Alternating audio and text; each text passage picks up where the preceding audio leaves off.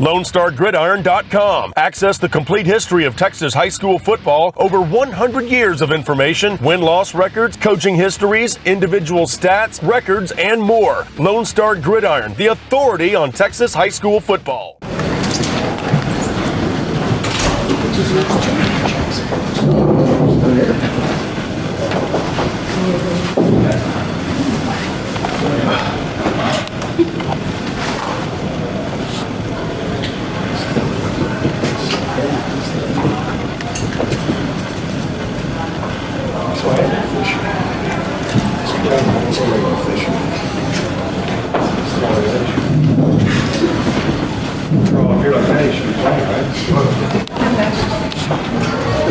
Joining with Columbus High School head coach Coach Shobel. Coach, if you'll introduce your three student athletes.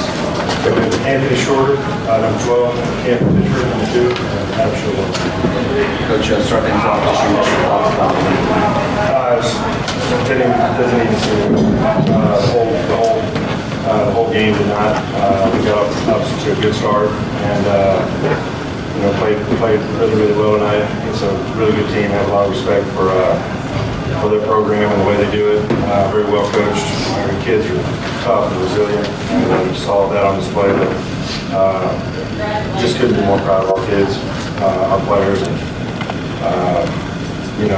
thinking about Alex and Ryan a lot today. Just what we've been through, what these kids have been through, and the way they kept persevering and they're there for each other, and just very proud of them. Questions?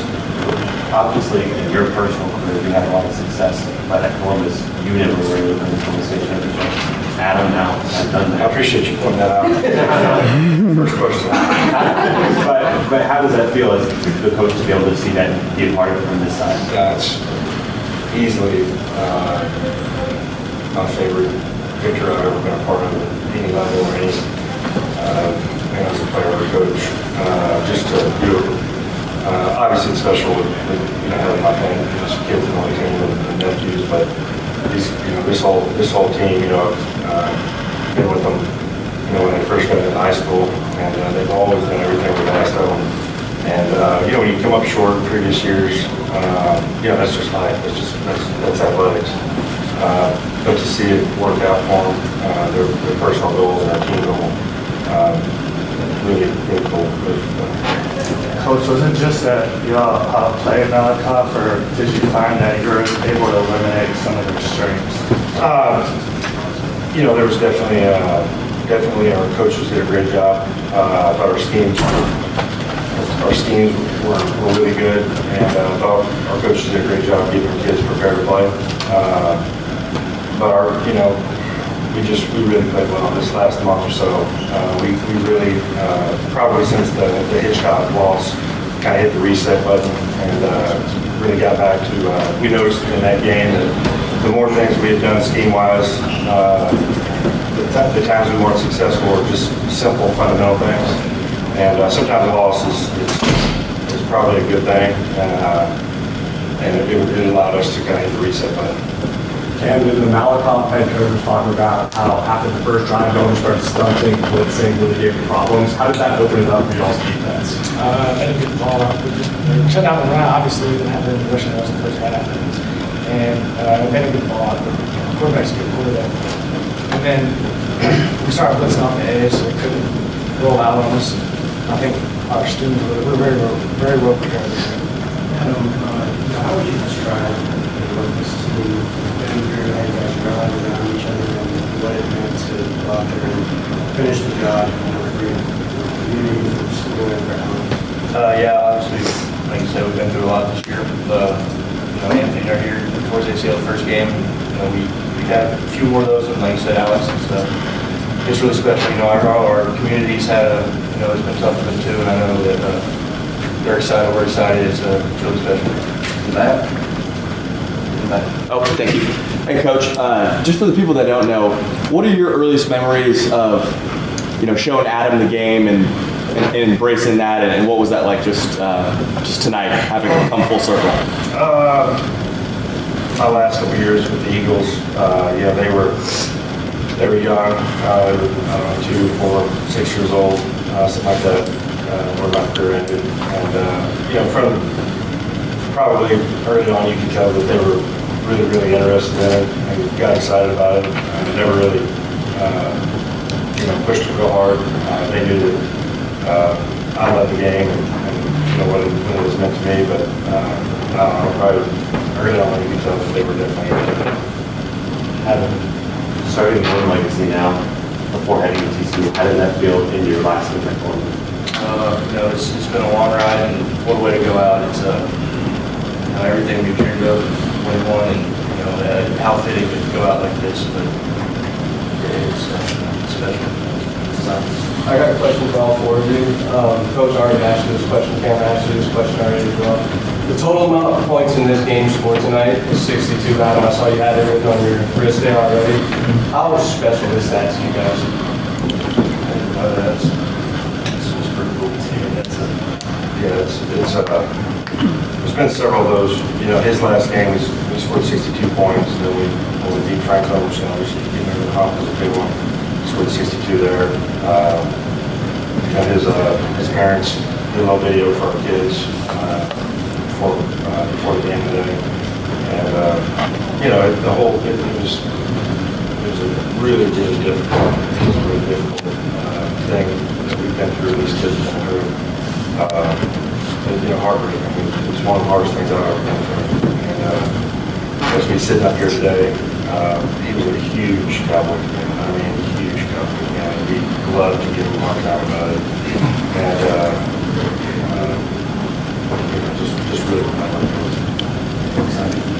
Yeah, no, I think this is a perfect segue. On the sideline after the game, I was able to actually wrap my arms around the drawing of mom, and I got teary-eyed. And so, how are you able to keep these guys motivated and just inside of the game? Yeah, it was really hard for all of us. There's the whole what's the point? You kind of get to. I remember initially it was. I had a hard time just standing in front of our kids and didn't know what to say, didn't know how to move forward. But I will say when I went to the hospital and visited with his parents, his mom told me, "I'm not kidding you 5 times, you'll have to get that right." She just kept saying it, and I just felt this when I was leaving that day, like, okay, we have to, we have to. Did I think that we would know that we would be here? No, but we knew we had to keep pushing. Adam, your family has a lot of history at TCU, also has a lot of history at Columbus.